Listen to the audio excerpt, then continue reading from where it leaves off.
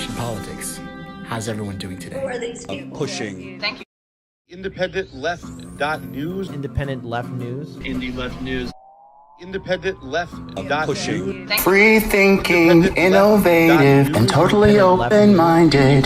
Tommy Nation Politics.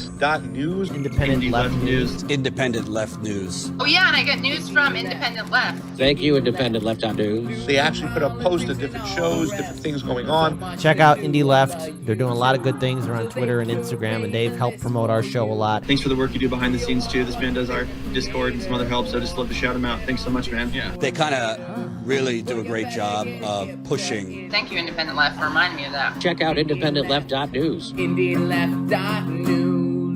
Indie Left, shout out.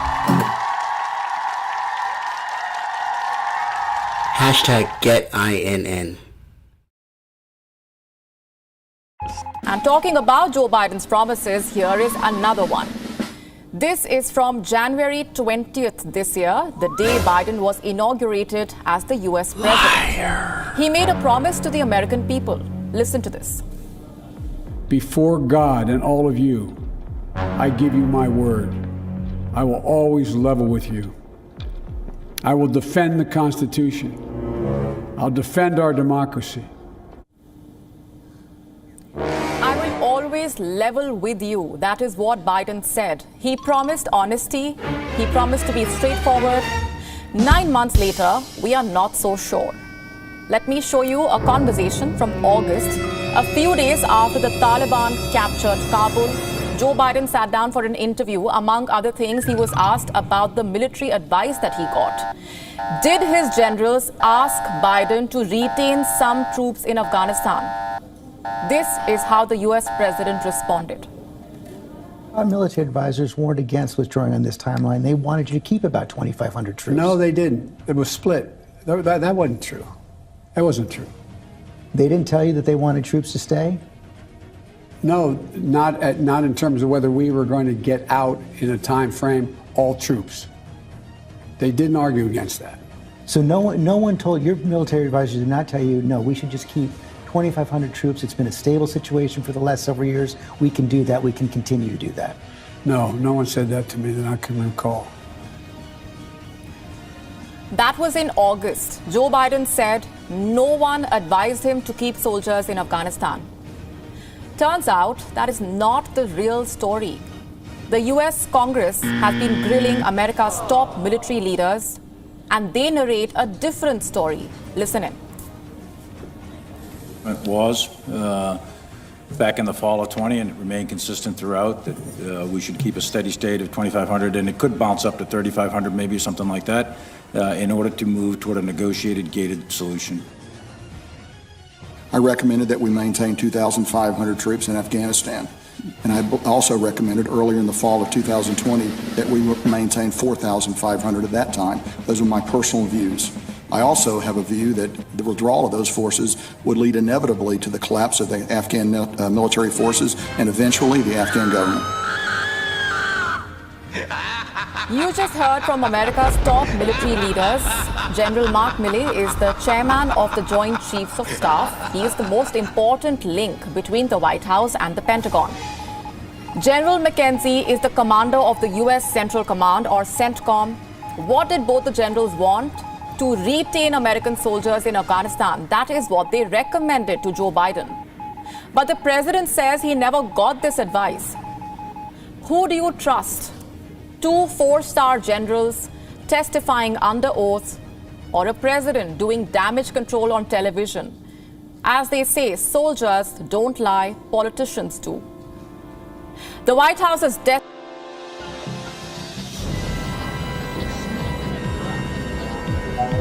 Hey guys, this is Tommy with Tommy Nation Politics. How's everyone doing today? Tommy Nation Politics.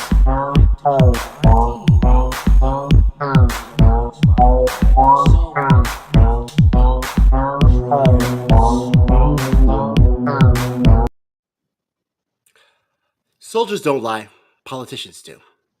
One politician in particular, Joseph Robinette Biden, has been lying for about 40 years about his whether he was first in his class in law school, whether he was a coal miner's son, Whether or not he even met with Corn Pop guys is debatable. This guy's been a liar for so long. And he's used the power around him to start regime change wars around the world and to enrich himself with energy boards, corrupt politicians in foreign countries, and to practice neoliberal policies, guys, that have been leading to the detriment of our country. These lies are not innocent lies. They're lies that he actually blamed Donald Trump for. He said in the pandemic of Donald Trump that this man should not serve as president. He is unqualified to serve as president. I would argue that Joe Biden's lying streak has unqualified him to serve as president even before he was president. But now, guys, his is leading into a culmination of not only re-election lies and disinformation, as he puts his disinformation governance board. It's leading into fascist tendencies. It's leading into inflation. It's leading into possible recessions. It's leading into financial instability and a country that I don't find sovereign.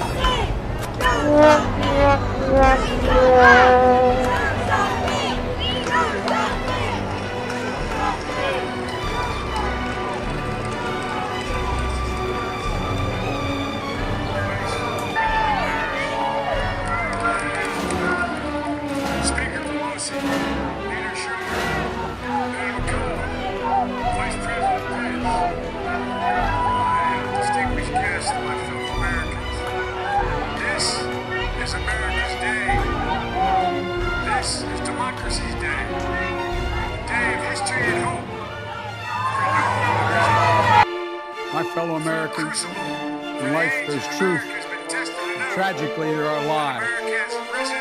Lies conceived and spread for profit and power. We must be absolutely clear about what is true and what is a lie. Here's the truth. The former President of the United States of America has created and spread a web of lies about the 2020 election. He's done so because he values power over principle, because he sees his own interests more important in his country than America's interests, and because his bruised ego matters more to him than our democracy or our Constitution. He can't accept he lost.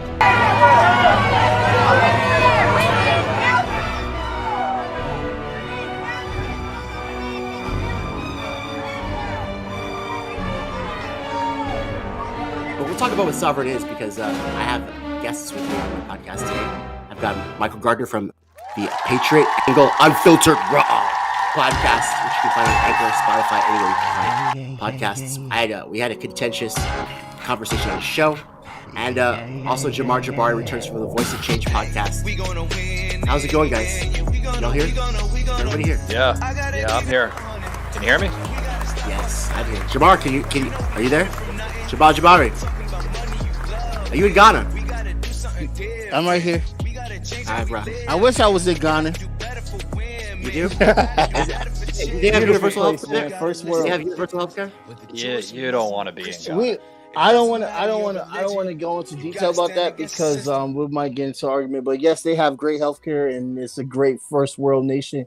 There's not a lot of poor countries in Africa that a lot of people think there are. They have actually upgraded a lot, but there are a lot of impoverished countries as well that they turn their pictures on. So the pictures always speak louder than the values. So it's whatever. The louder than values. Well, I don't know anything about Ghana, but I do know that this country right here is suffering from a delusional duopoly issue that are caused by the Democrats and Republicans. Do you have something to add to that, Michael? Yeah. What? You just showed a video clip before your intro there with Biden, and who was reporting that stuff? Was that Sky News? It was India News. Okay, because they're also okay. It looked like a woman from Sky News that is Indian descent sometimes. So I thought it was Sky News. It could be. It could be, yeah. But she's making good points. Our country is suffering. tremendously. Donald Trump basically nailed it on the spot prior to Biden's transition into power into 2020. Our country needs to heal, Tommy, tremendously. We're seeing a basically a leader. I listened to President Obama speak today. Nobody was worse to the press than Obama. Nobody. In fact, he even used, as I remember, the Justice Department to go after reporters. Remember? But he's talking about how I should be nice to the fake news. No, thank you. Lie after lie, broken promise after broken promise. That's what he did. Unlike President Obama, we live by a different motto. It's called promises made, promises kept. That shows high levels of dementia. In my opinion, could be posed as a national threat to our country. Does this man, do we truly back him if there was ever a major conflict into this country? If we had to look at him to say, this man has the codes to the nuclear codes of this country, right? And they look at him and say, Joe, we have to make a decision. And Joe is not there because, like I said many times, the elevator doesn't go to the top floor with him. Is he going to carry out that command? I think it depends on if whether or not Jamie Dimon says so, or whether or not Jeff Bezos says so. Then he'll carry it out. Yeah. It's big tech. It's big tech. It's the media conglomerates. The corruption coming out of media today. That's what's truly running this country. You don't have Biden. You don't have Biden or Kamala Harris running this country. They're literally the puppets to the machine that's running this country. Something that really... I'm sorry, go ahead. That really strikes me, because I agree with you on whether they're puppets. But I would argue that these politicians have been puppets for the longest time. And Donald Trump ripped the veil of civility off of the decorum and conventional wisdom and social norms. But Joe Biden has revealed the transparency of the fact that corporations and oligarchy runs our country, and the president is a figurehead, nothing more, who doesn't work for you, Fat. You need to do some push-ups in Iowa. He works for Jamie Dimon, Jeff Bezos, and the people that he's been cucking around with since the beginning of his inauguration. He's been surrounding himself with nothing but business CEOs and wealthy lobbyist interest groups. Meanwhile, talking about the NRA, it's so hilarious. Tommy, we all seen this happen, right? Prior to Biden's transition into power of 2020, we seen when President Trump was in office, we seen President Trump say, we have more oil than anybody, okay? And it's an incredible thing that it's happened over the last few years, a lot of great things, and you're paying, what, $2 a gallon for your gasoline? That's okay. You know what that's like? That's like a tax cut. That's bigger than a tax cut. If Biden got in, you'd be paying $7, $8, $9. Didn't they say, get rid of your car? Last month, we announced a $5 billion investment to build out a nationwide electric vehicle charging network so that people from rural to suburban to urban communities can all benefit from the gas savings of driving an EV. If Biden gets elected, you will see a massive load of inflation. You will see gas prices at historic highs. You will see a high, alarming rate of people on welfare, unemployed, okay? People are like, oh no, Biden's creating jobs. No, Biden is loosening the COVID restrictions. People are going back to their original employers. Where's job creation? Isn't that what Trump wanted? Is that what Trump wanted, though? To, have everything open? So that means work at the office again, right? This was all pre-warned by the Trump administration. Do you think he was just saying that to just create a fear-mongering? He's going to do things that nobody ever would ever think even possible, because he's following the radical left agenda. Take away your guns, destroy your Second Amendment, no religion, no anything, hurt the Bible, hurt God. He's against God, he's against guns. He's against energy, our kind of energy. I don't think he's going to do too well in Ohio. If he did, would have a big story. He's not going to do well. No, I don't He think said it was. he'll hurt the Bible. He'll hurt guns. He said a lot of stuff, and so did Hillary. Remember? He said things that were going to happen under Biden, and look what's happening. Everything that Trump said is coming true. Look at inflation. Look at his foreign policies, for Christ's sakes. The man is scared to death of Putin, Zelensky, President Xi of China. He's scared of all of them. Christ, can you imagine?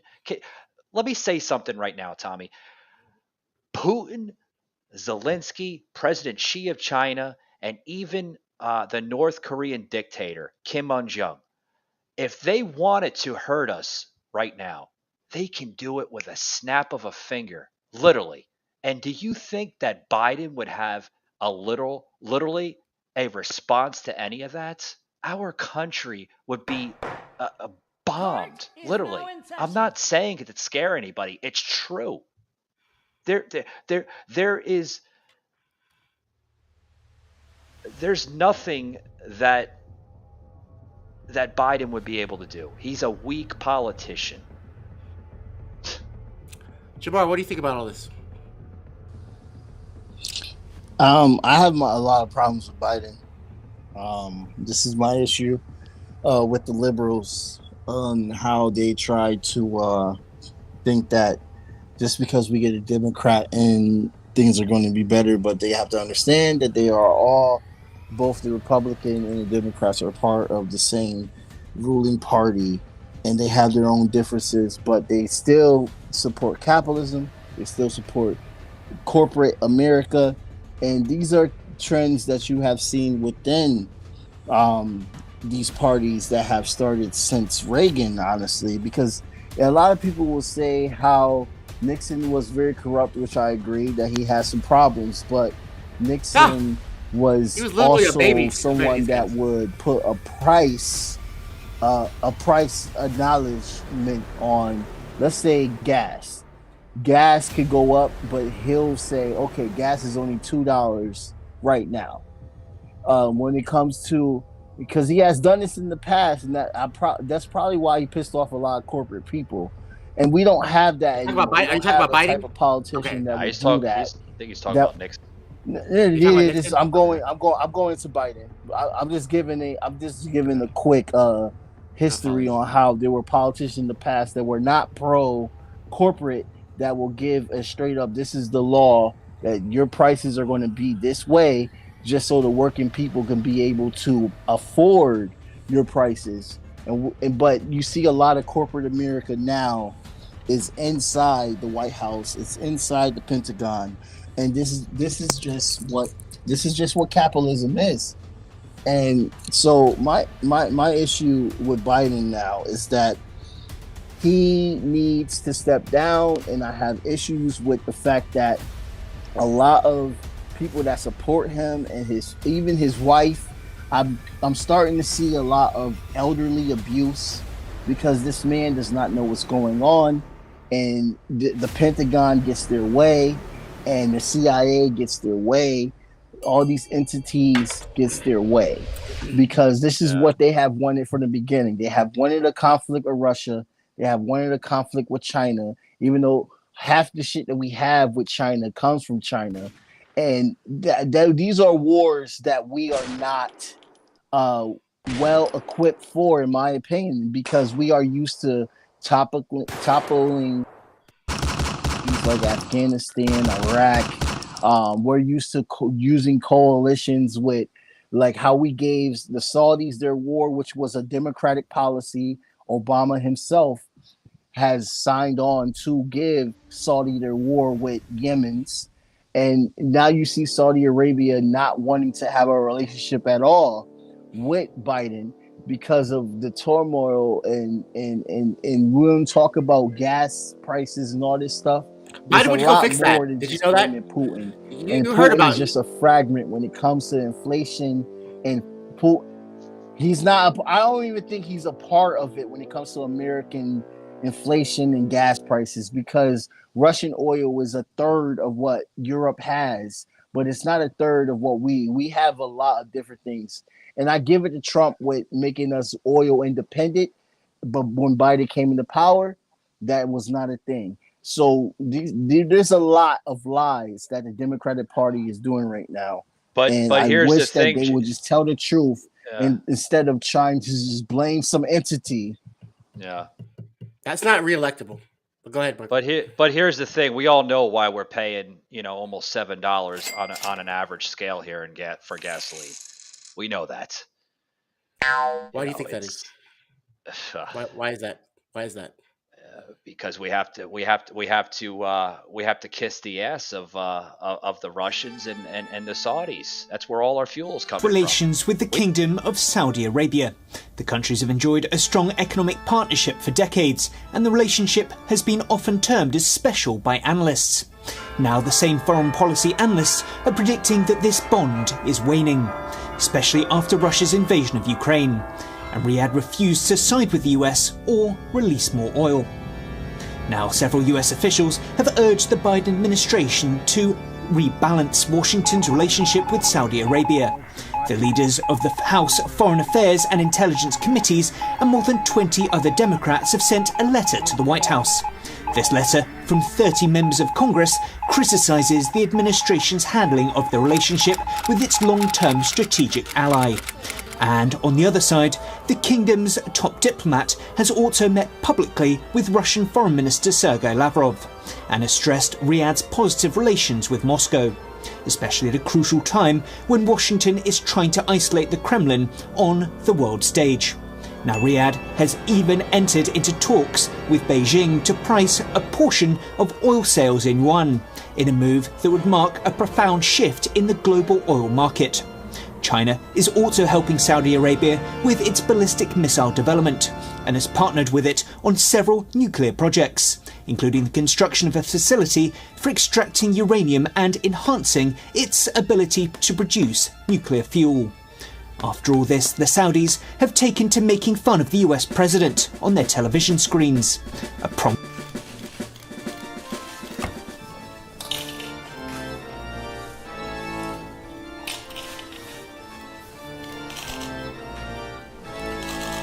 Thank you very much.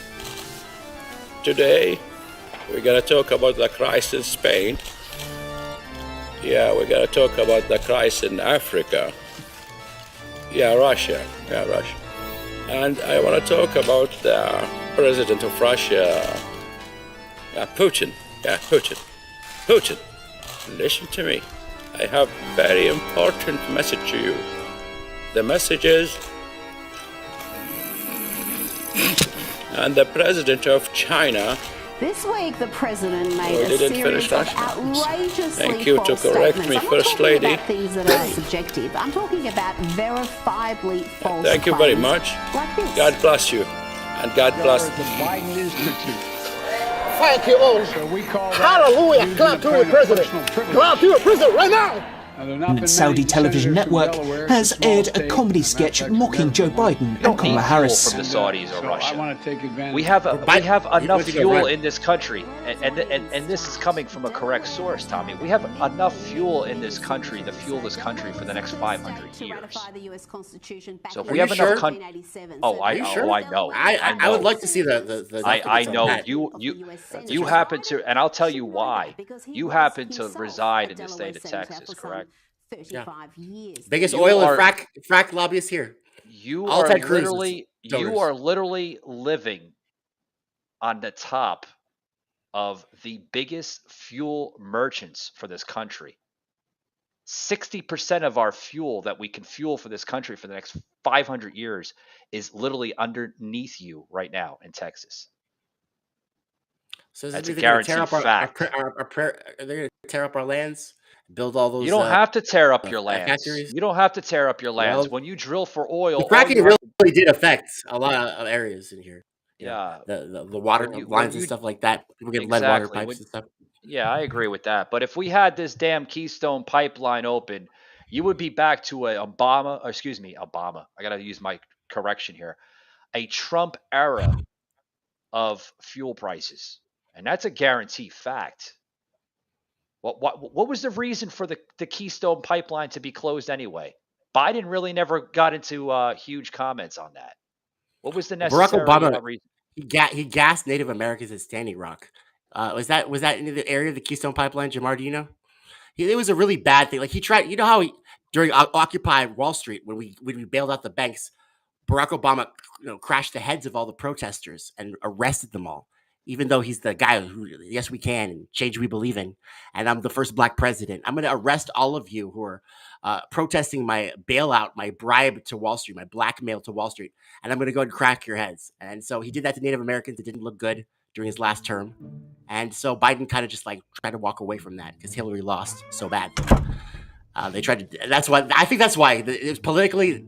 It got bad because Native Americans were getting gassed by by agents of the state. Yeah. That was the whole thing with the Lakota tribe. So they do it openly and honestly. This is the thing that gets me, Michael, about how you say they served to protect. They literally not served and protected us for about 50 years now. All they do is go to other countries, instigate coups, arm rebels, overthrow their governments, install puppet leaders like Zelensky and Ashraf Ghani, and then we colonize it. It's called colonizing. We bring it back to the mother country. We learned it from our great, wonderful relatives, the Brits. The Queen. We learned it from the Queen. It's European policy. America was designed for that, for European policy. Our principles come from King and Queen of London and Great Britain. It's the same thing. Our politics are literally European politics. No, we have a constitutional republic, but we piggyback off of a parliamentary system from Europe in a very, very similar way. The only difference is they slap on the constitutional republic of a democracy. But it's all the same thing. What does that mean, constitutional republic? Because we have a constitution and we're a sovereign country, so they slap that on? Or does that mean anything else besides a good title? Constitution is basically laws that are written into law. If I can say it in layman's terms, you take old principles from an old country. You put it into a new designed type of society. You make it a law, and that's basically an Americanized parliamentary system. Say that very loosely so people can understand it a little bit better, maybe. American parliamentary system. Jamar, what do you think about that? You agree or disagree? I was having some issues with my Wi-Fi, but I'm better now. Can you repeat the question real quick? This is we've got a lot of our politics from Europe, and that we kind of piggyback off of a parliamentary system in our way of government. Yeah, I mean, I live in New England. Yeah, these ideals. I mean, where you're from in Cali, and you're not from Cali, from Texas, but that region around. That's more of a French colonial, and then after the Civil War and stuff, it was Mexico. It was Mexico, but they were colonized by Europeans, just like over here it was colonized. So what we see is a colonial system that has come from Europe that has been hybrid into what we have now, and the Constitution itself is a living document. Which bothers me at the fact that a lot of people don't think that we could upgrade it or put in our thoughts to better it instead of keeping the same Constitution. There's a reason why it says there's a living document.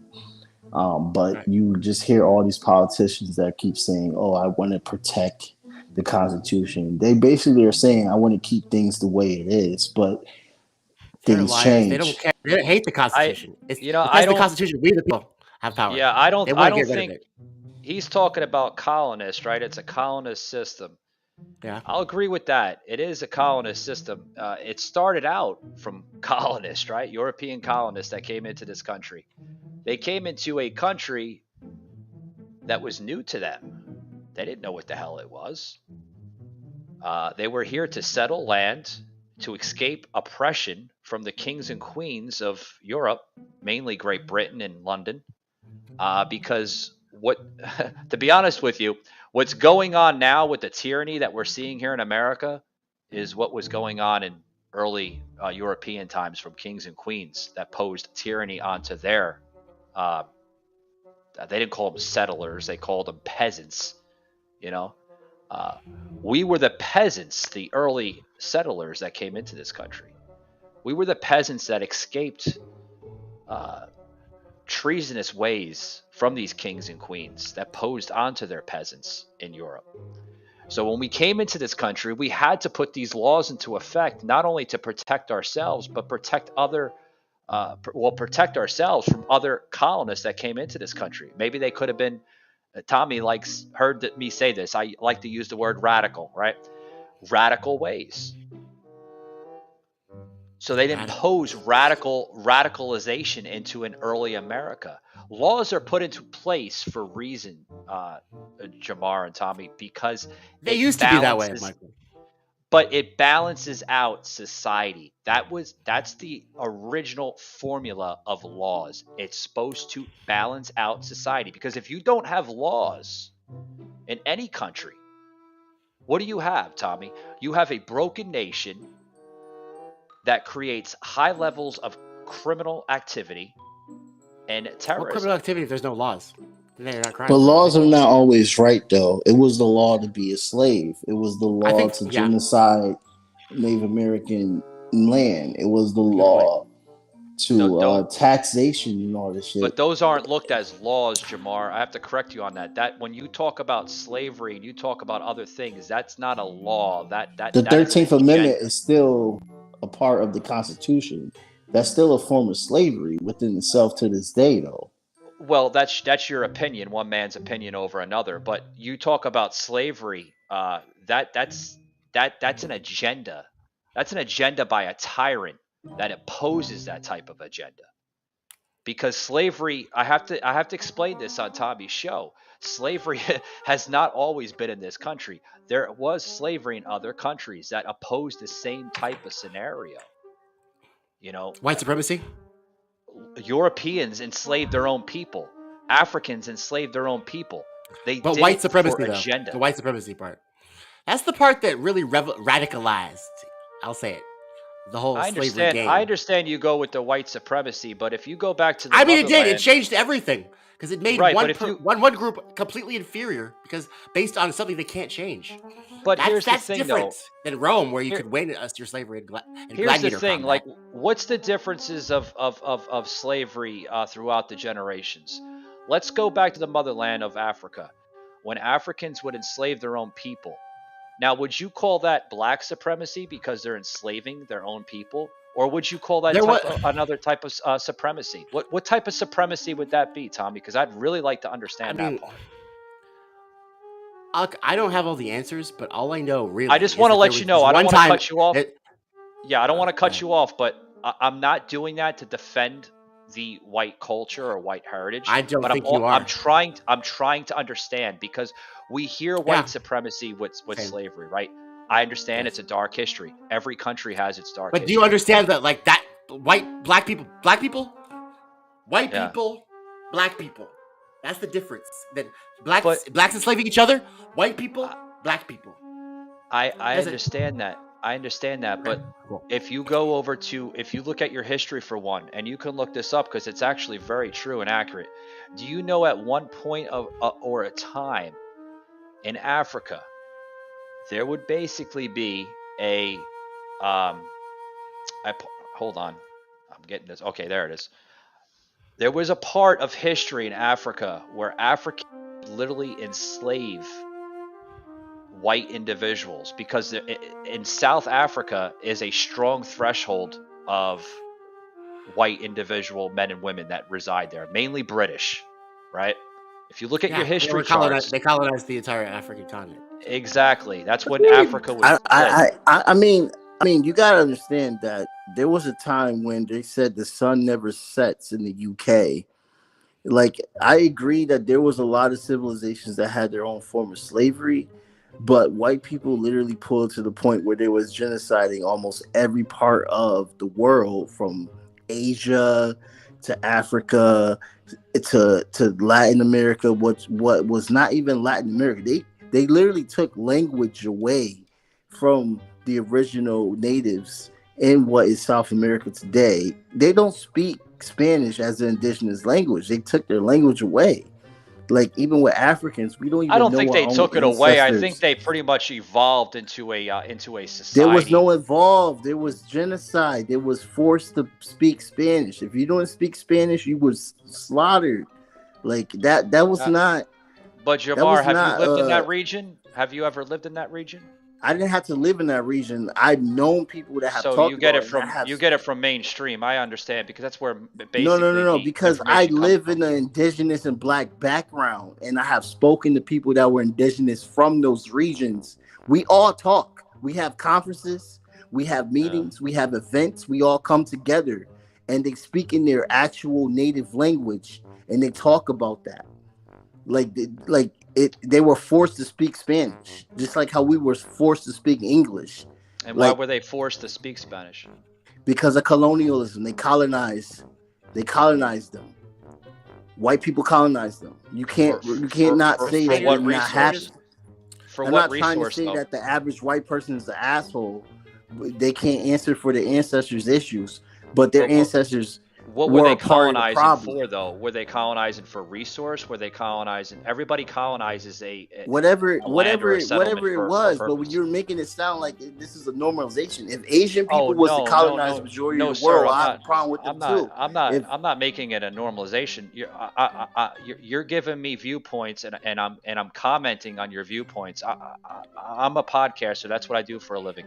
I'm asking a simple question. You're going into viewpoints from Africa.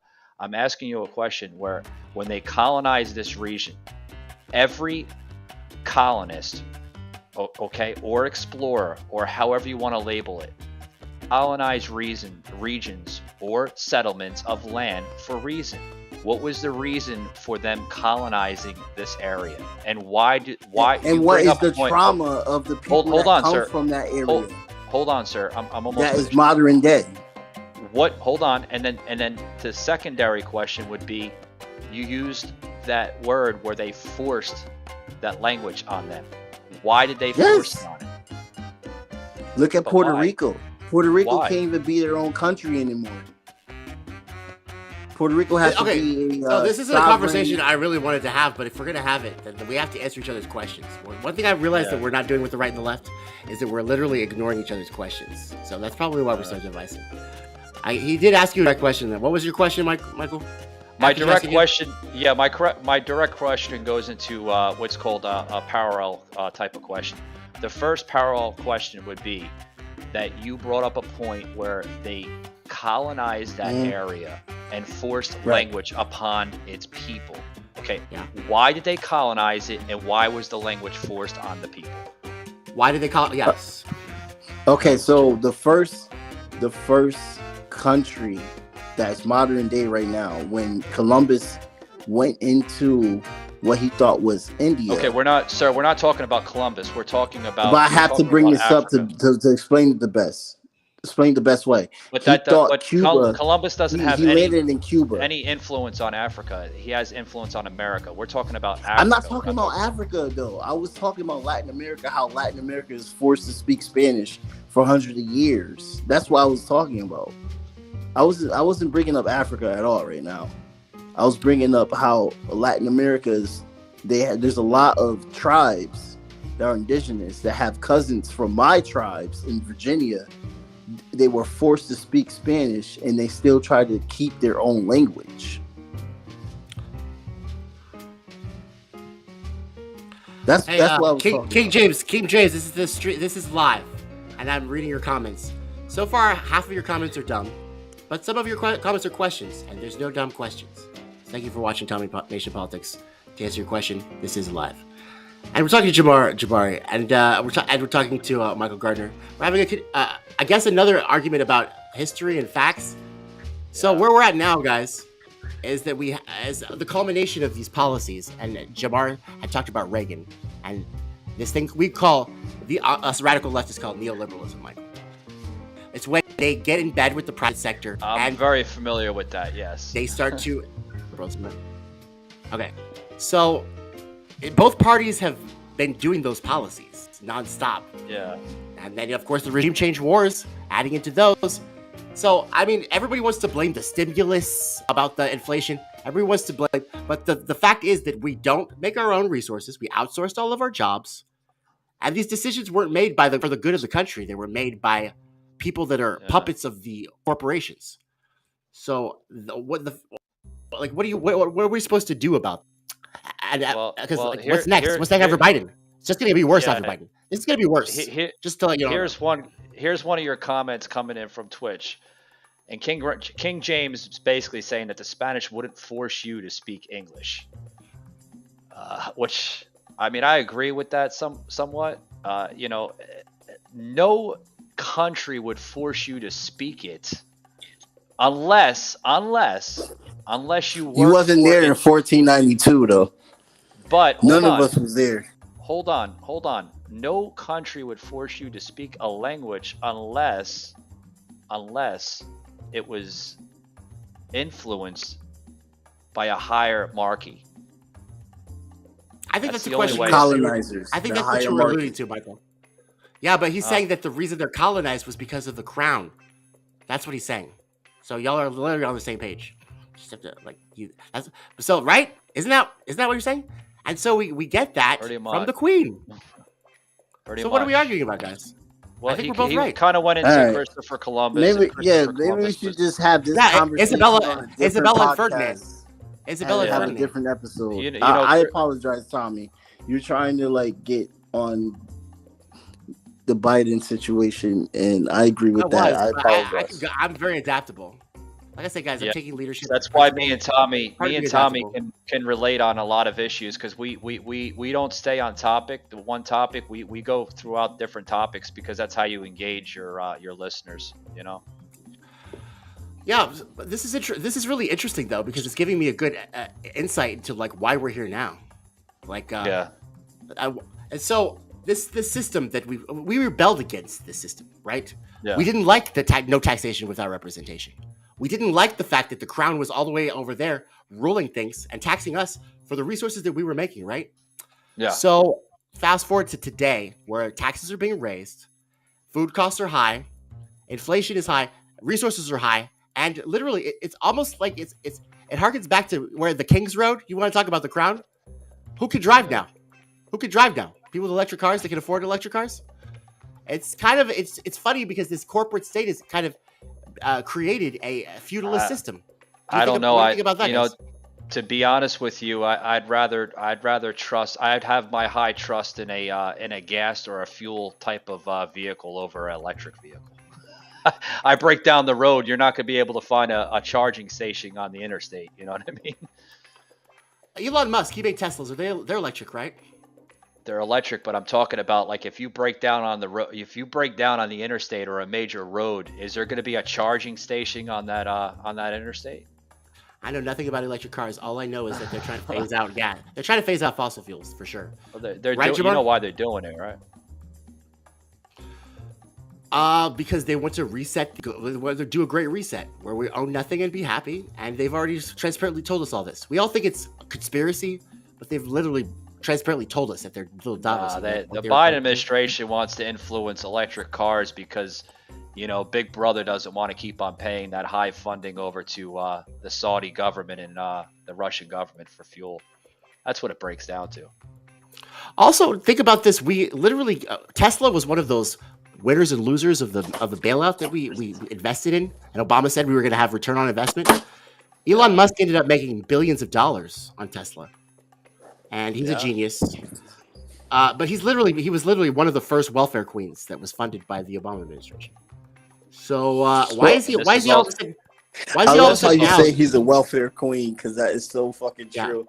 They all are. How the really rich could get bailed out, but then when poor people need a bailout, they're like, "Oh, you looking for a handout?" But the rich get bailed out a lot. You should have seen.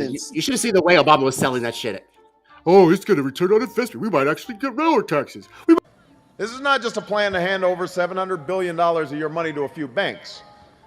If this is managed correctly, we will hopefully get most or all of our money back. We might even turn a profit on the government's investment, every penny of which will go directly back to you, the investor. You stupid. The rescue plan now includes these 4 principles. It also includes a proposal I made yesterday morning to expand federal deposit insurance for families and small businesses across America who've invested their money in our banks. This will give a boost to small businesses, making our banking system more secure and helping restore confidence by reassuring families and businesses that their money is safe. But even with all these taxpayer protections, this plan is not perfect. Democrats and Republicans in Congress have legitimate concerns about it. I know many Americans share these concerns. It is clear, though, that this is what we have to do right now to prevent a crisis from turning into a catastrophe. And that's why I've been reaching out to leaders in both parties to do whatever I can to help pass this plan. That's why I'll be flying back to Washington today to cast my vote to safeguard the American economy. And to the Democrats and Republicans who oppose this plan, I say this: step up to the plate, do what's right for the country, even if it's not popular, because the time to act is now. A great interview. Same shit. Another puppet president. Can I reference the interview real quick that people should listen to when we get into podcasting? Yeah, a great interview to get more information about how rich and the banks get bailed out. I just listened to Pat Bet David. I don't know if everybody knows Pat Bet David, but he's a conservative businessman that has a podcast now, and he interviewed Richard Werner, which is a big deal because he knows about the banks and all this stuff. And they explained how important it is for the economy to work, that you have to bail out the banks. And my boy went on a great epic rant saying, oh, how easy it is for you guys to bail yourselves out. But then when we look at people that have school loans, whatever debt that they have, you can't bail them out. The working man is working this hard just to get where they can. But it's easy to bail out these fucking bankers. It's a great interview. I'm going to put the link in the chat for people to see that, because that is something that's very important for the state of how America works. This is a common thing that enrages me when it comes to these rich people. They have these outlets. The 1% has these outlets to get bailed out, but with the working man is always they own news handout. companies. Right. So that's the reason why they get bailouts, right? We all know the reason why they get bailouts, and nobody talks about it or demonizes it or says they're inflation because they get a stimulus, is because they have Bloomberg magazine, they have the New York Times, they have the Washington Post. They literally print their own narratives and they feed out the headlines, and they say that what the liberals have gotten really good at is saying lies over and over and over again until they believe them. And it's one of the reasons why I really I'm a leftist, but I almost can't even recognize what liberals are anymore. Because at one point you can say hashtag me too. At one point you can say hashtag me too. Way more. And then you can go ahead and then slut shame Tara Reid, who was raped by Joe Biden. You can say Black Lives Matter, turn around and fund neo-Nazis, $40 billion in Ukraine. You can say whatever you want to say, and behind the backs of the people, your constituency, the people who say value and their lives matter, you just do the opposite thing. But we still have to vote for you because you're better than Trump. It's a whole new level of literal. It's almost it's worse. They're rebranding now. You heard about that? The Azov is rebranding now. It's worse than anything Trump could have ever said, bro. They literally think that we are. They think we're. But just here's the dogs. thing, Tommy. Here's the thing. You know you have a lot of leftists now in this country that's seeing what this country is becoming, and it's almost like a I told you so to speak from Trump. Trump warned us about what was going to happen. Warned us, and now you even have Biden supporters that are literally now understanding what that message meant 2, 3, 4 years ago. That, you know what? This country's going to go down to hell. It's going to become a melting pot. And they all thought that Trump was a delusional man. He was a conspiracy theorist and this and that. But guess what? I think Trump is starting to make sense on a lot of key issues and what we're seeing right now in this country. A lot. You're seeing a lot of Biden supporters that are literally jumping ship. Literally jumping ship. I can't deny that, Michael, but I also can't not forget the fact that he, A, hired Michael Pompeo. He, B, hired all of these warmongers who, as your CIA guy explained, apparently they had good references and they were on the top of their class. They're all warmonger, bloodthirsty maniacs that Trump hired. Then he said he wanted to end the wars. So, like, that foreign policy aspect didn't make any sense to me. Then that was negotiated. He negotiated the Taliban. Then he demonizes the Taliban. He talks about Trump is literally the best salesman ever. He's not a total dumbass. He's mastered the art of sailing, the art of the deal. He has. During the NRA convention, he was literally like, "There's no bad guy with the, it's a good guy with the gun." There's one point he's literally like, "Oh, you like it when I say good guy with a gun." That's whenever I say good guy with a gun, you guys clap. So I'll say it more. Bad things will happen. Have to get rid of it. As the age-old saying goes, the only way to stop a bad guy with a gun is a good guy with a gun. Have you ever heard that? No, you've never heard that. And in the absence of a member of law enforcement, there's no one you would rather have nearby when a crisis strikes than an armed, expertly trained member of the NRA. He noticed that about you guys, and so he says all the things that you want to hear. At the same time, I don't think he knows a goddamn thing. Trump? Because of how he staffed his cabinet. And I didn't deal with the CIA, who literally did a steal dossier on him. They literally they won, bro. So hold on, you're on Trump's cabinet, right? So as a businessman turned politician, right? Okay. Then you know that they're puppets. He brought a type of cabinet in, okay? Just because he brought a cabinet, types of cabinet men and women into his administration doesn't necessarily mean that he doesn't know a lot of shit. Just means that he brought his enemies. You gotta remember though, Michael Bolton is responsible for millions of lives at this point in the Middle East. He almost brought in Mitt Romney. Remember that? Good evening, I'm Rena Ninen, and this is a Western edition of the broadcast. It was a highly anticipated meeting between a choke artist and a con man. Not our words. That's what President-elect Donald Trump and Mitt Romney called each other during the campaign. The former Republican rivals got together today an hour outside Manhattan at the Trump National Golf Club in Bedminster, New Jersey, where the president-elect is working this weekend. Weijia Jiang has the latest. They greeted each other warmly. Their arm-holding civility, in stark contrast to the harsh insults they exchanged during the campaign. Former Republican presidential nominee Mitt Romney, once a fierce critic of candidate Trump. Donald Trump is a phony, a fraud. Is now a potential pick for Secretary of State in the Trump administration.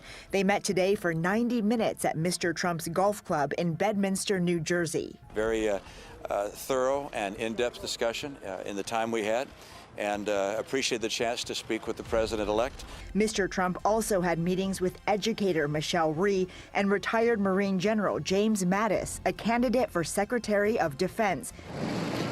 Meanwhile, Mr. Trump is defending his decision to settle lawsuits against Trump University. As a trial was about to begin, Mr. Trump on Friday agreed to pay $25 million, explaining in a tweet, "I settled the Trump University lawsuit for a small fraction of the potential award because as president, I have to focus on our country." Tomorrow, President-elect Trump will meet with two of his most loyal supporters. Former New York City Mayor Rudy Giuliani is said to be in consideration for Secretary of State, and New Jersey Governor Chris Christie, who recently lost his job leading Trump's transition team. Rena, it's unclear what role Christie might play in the Trump administration. Brought in steak Mitt Romney, who hates the turncoat Mitt Romney? The cabinet, the rhino? I don't support that rhino. I agree with you, but Trump would have almost brought him in if he just kissed the ring a little bit more. Here's the thing. Right? Here's the thing. Trump was a phenomenal president, but he was surrounded by poor advisors that advised him wrong. Corrupting an election to keep oneself in office is perhaps the most abusive and destructive violation of one's oath of office that I can imagine. With my vote, I will tell my children and their children that I did my duty to the best of my ability, believing that my country expected it of me. I will only be one name among many, no more, no less, to future generations of Americans who look at the record of this trial. They will note merely that I was among the senators who determined that what the president did was wrong, grievously wrong. We are all footnotes at best in the annals of history, but in the most powerful nation on earth, the nation conceived in liberty and justice, that distinction is enough for any citizen. The only thing that Trump had great for his presidency in 4 years was foreign policy. That was it. His foreign policy was phenomenal. Phenomenal. I agree. But was it by accident? So I agree with Michael on just the fact when we talk about foreign policy. Can you guys hear me? I'm sorry. Yeah, I can hear you. I want to make sure the wind. So I agree with Michael on the fact that with foreign policy, the only thing I had an issue with him is that he went to go ahead to kill a general in Iran, which you don't want to fuck with Iran. But how do you think I got that idea? But the fact that I think that he was like told to do that. Yeah. And my thing is that he spoke to the North Korean leader, Kim Jong-un. He actually wanted to have exactly. That's a big deal. But here's the thing, Jamar. Trump did things that no modern politician or president. I mean, you didn't even see Barack Obama walking next to the North Korean dictator, let alone President Xi of China. No. I mean, this President Trump, you know what he had? He had political backbone. He had muscle behind his words. So what he tweeted? Did we really vote this man out of office because he sent out so many tweets that upsetted the little snowflakes in Twitter? We did. I mean, come on. No, I disagree with the fact that Twitter has power like that. That's crazy. Grow a set. Yeah. They allow murderers and dictators on Twitter, but they don't allow a person on Twitter because they upset their feelings there in San Francisco Valley of California. Yes. Yeah. But do you conservatives understand that is the reality we live in? That murderers and people, rapists are literally, if you say nice things, if you have the conventional wisdom and social norms, that's the only way you get reelected, bro. Just like this guy Joe Biden. Agree, Tom. Has Trump learned that lesson? Because it's almost like you guys refuse to learn it. He was too exposing. He said a lot of things that he shouldn't have just said. Say what you think, you're gonna get your asses kicked in the second round because they're gonna regroup and kick your ass. They're doing gangbang. I think Trump, if he was allowed to do this in politics as a president, because you're not allowed to do this, you have to basically. No, hold on. You're gonna hear what I'm saying here. As a politician, as a president, you're only allowed to bring in types of people into your cabinet, your advisors. They have to be in that political specter. You cannot hire anybody outside of the political agenda. Meaning that if Trump were to hire people from his own type of crew or clique or however you want to say it, right? His own posse. There you go. That's better words. If he hired people from his own posse, his own business posse, I think things would be done differently. Because I agree. But that's not right because he's the president. He should be able to hire. Why is it not right? He should be able to hire. Just to be clear, are there Biden any laws literally in place? gave all. If you notice, a lot of his kids have jobs, and they pull. I don't even want to get into the Hunter Biden bullshit. Like that's like the fact that Hunter Biden was able to do what he could fucking do before Biden was even president. What? That's my issue with the biasness with the Democrat Party. They can do shit like that and get away with it. Absolutely horrible. They're embarrassment to anybody who says they're left. Let me ask. I'd like to ask a question here. You know, hopefully I get the answer I'm looking for. In 2020, did you vote for Trump or did you vote for Biden? This was part one of Liar. from Tommy Nation Politics Livestream Tuesday. Tune in for the rest. Coming at you soon. Free-thinking, innovative, and totally open-minded. Tommy Nation Politics.